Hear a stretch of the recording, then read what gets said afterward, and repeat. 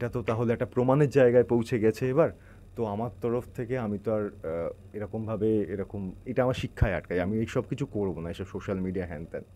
আমি যেটা করব যে আমি সমন পাঠাবো। আচ্ছা, এবার আমি সেটা ঠিক হ্যাঁ, করে হ্যাঁ, আমি নিয়েছো। আইনি ব্যবস্থা নেব। যা হবে কোর্টে কথা হবে। এটা হচ্ছে সোহিনী আর শোভন খুব ভালো মানুষ। ওদের সঙ্গে আমার নাম জোড়াটা বন্ধ হোক এবার। They are newly married couple. It's bad. ওদেরকে ট্রোল করাটা খুব খারাপ।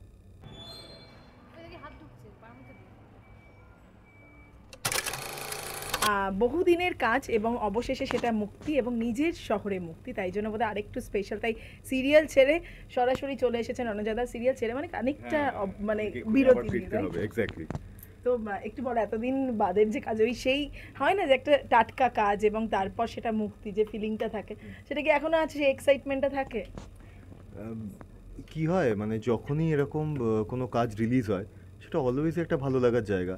কিন্তু হ্যাঁ, মানে আমি খুব বেশি এক্সাইটেড যে কোনো কিছুতে হই তা আমি বলবো না। কিন্তু একটা কাজ রিলিজ হচ্ছে এবং এটা অনেকদিন ধরে আটকে ছিল এবং এটা সেরকম আগে একটা ছোটো করে এখানে প্রিমিয়ার মতো হয়েছিল, যেটা খুবই ক্লোজ লোকজন ইনভাইটেড ছিল। আমি দেখেছি ছবিটা আগে। কিন্তু এবার সবার জন্য আসছে, তো আশা করি যখন অডিয়েন্স গিয়ে ছবিটা দেখবে এবং সেটা একটা ফিডব্যাক পাবো, তখন ভালো লাগবে। কি হয়েছে না হয়েছে, পরীক্ষা দিয়ে দিয়েছি, এবার রেজাল্টের পালা, দেখা যাক। একদম রণজাদা, এরকম তো হয়ই যে বহু কাজ করলাম কিন্তু সেগুলো মুক্তি পেল না। তো সেই তোমার ক্ষেত্রেও সেটা হয়েছে কিনা আমি জানি না, কিন্তু সেটা নিয়ে কি আক্ষেপ থাকে? মানে এই যে মুক্তি পেল না, এটা নিয়েও অনেক সময় অনেক আর্টিস্টদের হতাশা হয়। আমি বলি, তোমার কি সেটা নিয়ে হয়? না, আমি দেখছি ওটা আমার কোনো হাত নেই। যেটা আমার কোনো হাত নেই সেটা আমি আটকাতে পারবো না। তো কী করবো আমি আক্ষেপ করে? জানলাম, করেছিলাম, আসেনি, ঠিক আছে, ওটা তো আমার মানে হাতে নেই, টিআরপির মতো। ওটা তো আমার মানে হাতে নেই। দেখ, যা হবে হবে, কী করবো? এরকম কোনো ভালো কাজ যেটা চাও যে পরে হলেও রিলিজ করুক? একটা বিক্রম ভাটের ওয়েব সিরিজ আছে আমার, এখনও রিলিজ করেনি। আমি জানি না কখনো করবে কিনা। সুজিত মণ্ডল ডিরেক্টর ছিল ওটা। বম্বেতেই পুরোটা শ্যুট হয়েছিল। অবভিয়াসলি বম্বের একটা ওটিটির জন্য হচ্ছিল কাজটা। 2018 সালে হবে বোধহয়। খুব মন দিয়ে আমরা সবাই খুব কাজ করেছিলাম। ওটা আমার জন্য একটা সত্যি ভালো একটা অন্যরকম ব্রেক হতে পারতো, কিন্তু আমার কোনো আফসোস নেই। ওই একটা কাজ। এই যে এত ভালো ভালো কাজ, কিন্তু সেগুলোই মুক্তি নয় কোথাও কি? মানে কি মনে হয়, ব্লেসড নাকি? হয় না যে লাকটা খারাপ, আমরা বলি কপালটা খারাপ, আমাদের ভালো কাজগুলো মুক্তি পাচ্ছে না, এটা? আমার ভাগ্যে আমি যতটুকু নিয়ে এসেছি, তার সঙ্গে আমার হার্ডওয়ার্কের সম্মেলনে যতটুকু পাওয়ার আমি অতটুকুই পাবো। ওর বাইরে আমি কিছু চেষ্টা করলেও কিচ্ছু করতে পারবো না। তো ওই নিয়ে বেশি ভেবে লাভ নেই। হলাম একটা একটা ঘটনার মতো, ব্যাস। ব্যাস ওইটুকুই। কিন্তু এখন কাজের পাশাপাশি তোমার ব্যক্তিগত জীবন আলোচনার তুঙ্গে, তুমি নিজেও জানো, যদিও তুমি তোমার কথা বলেছো, এবং নানান কথা বলা হচ্ছে কোথাও গিয়ে তোমাকে নিয়ে, তোমার চরিত্র নিয়ে, তোমার নানান পদক্ষেপ নিয়ে। তুমি কি বলবে? মানে অনেক পুরনো কথা উঠে আসছে আর কি। এটাই তো খুব অবাক হয় আমার কাছে। প্রথম কথা, আমার হাসি পায়। দ্বিতীয় কথা হচ্ছে, এত বছর ধরে তারা কোন পাহাড়ের গুফায় লুকিয়েছিলেন আমি জানি না।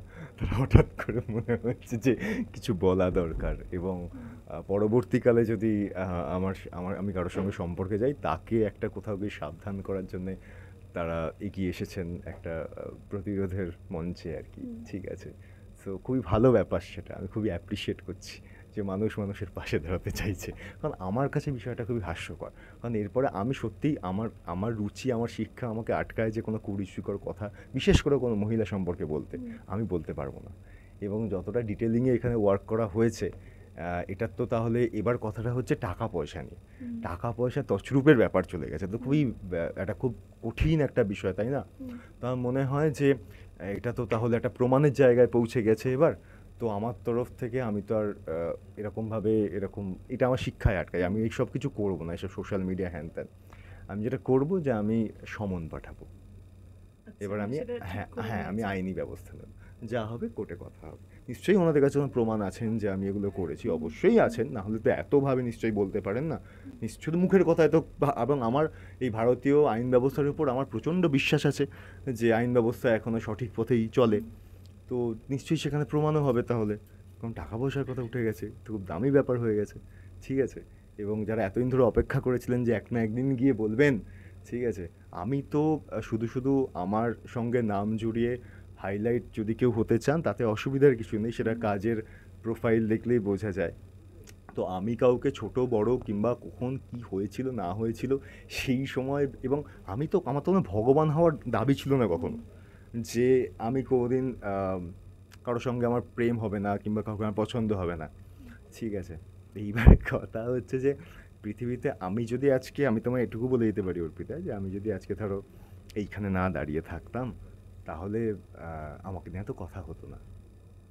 এই যে তিক্ততা, তোমার কি অতীত নিয়ে তিক্ততা আছে? মানে অন্য দিক থেকে দেখা গেলে সেটাই মনে হয়েছে তোমার। কিন্তু সবার আগে যেটা বন্ধ করা উচিত, সবার আগে হ্যাঁ। প্রথম কথা হচ্ছে, আমি আবারও বলছি, বারবারই বলেছি একটা কথা, আমি কাউকে নিয়ে ভালো কথা বলে যদি অন্য কারো খারাপ লাগে, সেটা আমার কিছু করার নেই। সেটা হচ্ছে সোহিনী আর শোভন খুব ভালো মানুষ, ওদের সঙ্গে আমার নাম জোড়াটা বন্ধ হোক এবার। They are newly married couple, it's bad. ওদেরকে ট্রোল করাটা খুব খারাপ, এটা আমি মানে তীব্র প্রতিবাদ জানাচ্ছি এটার। কারণ সেখানে ওদের দুজনের নাম ছাড়া একে অপরের সঙ্গে, ওদের সঙ্গে কারো নাম জোড়া উচিত নয়। আমার নাম ওদের আশেপাশে কোথাও থাকা উচিত নয়, জাস্ট উচিত নয়। মানে আমার সম্পর্কে কি খারাপ বললো ভালো বললো, আমি কোনোদিন তাতে কোনো পরোয়া করিনি। কারণ আমি বারবারই বলেছি যে সত্যিকে প্রমাণ করতে হয় না, মিথ্যের জন্য প্রচুর প্রমাণ টমান লাগে। তো তারা প্রমাণ নিয়ে নিশ্চয়ই আসবে যখন বাড়িতে কিছু যাবে। তো এইবার ঘটনা হচ্ছে যে এটাই, যে আমি এটার তীব্র প্রতিবাদ করছি যে সোহিনী এবং সরি এটা বলে দিই, সোহিনী এবং শোভনের সঙ্গে আমার নাম জোড়াটা বন্ধ হোক। এই ট্রোলিংয়ের কোনো মানে নেই, এবং যারা এগুলো করেছেন তাদের আমার চূড়ান্ত ধিক্কার। যে দুটো মানুষ তারা ভালোভাবে নিজের জীবন শুরু করেছেন, তাদেরকে অপমান করা এক বিন্দু এর থেকে খারাপ কাজ পৃথিবীতে হয় না। এটা অন্যায়, অন্যায়, তীব্র অন্যায়। কিন্তু আমি একটা কথা শুনেছি যে আমি নাকি অনেক ফেক প্রোফাইল বানিয়ে অনেকদেরকে, আমি বলছি সাইবার ক্রাইম বলে একটা অথরিটি আছে, যারা পুলিশ ডিপার্টমেন্ট কাজ করে সেখানে। Why don't you guys go there please? ওই কালপিটদের তো ধরে আনা উচিত, ঠিক আছে? সেটা আমার উপর বন্দুক লাগিয়ে কী লাভ? সাইবার ক্রাইম ওখানে এক্সিস্ট করে, মানে আমি তো আরও হঠাৎ করে সবকিছু পুরো হঠাৎ করে, তা আমার কাছে হাস্যকর নয় তো কী মনে হবে? ঠিক আছে, আমি আমার কাজ করি, এবং যারা লোকে বলে যে তোরা যারা যাস সেটে, যে আমি মিডিয়াকে দেখে, মানে অনেকে আমার কাছে বলেছে, তোরাই ফোন করছে, আমি মিডিয়াকে দেখে নাকি ইন্টারভিউতে চেয়েছি বিফোর কোনো বিয়ের আগে। ঠিক আছে, তোরা আছিস, এত মিডিয়া আছে, কেউ সে একবার বলছে না তো কাকে আমি প্রথম দেখে বলেছিলাম যে বুস আমি ইন্টারভিউ দিতে চাই? তার বলা উচিত এসে যে রণজয় আমাকে ফোন করে বলেছিলাম ইন্টারভিউ দিতে চাই, বলতে চাই। তোরা সব থেকে বেশি জানিস যে আমি একটা লোক যে ইন্টারভিউ থেকে পালিয়ে যাই।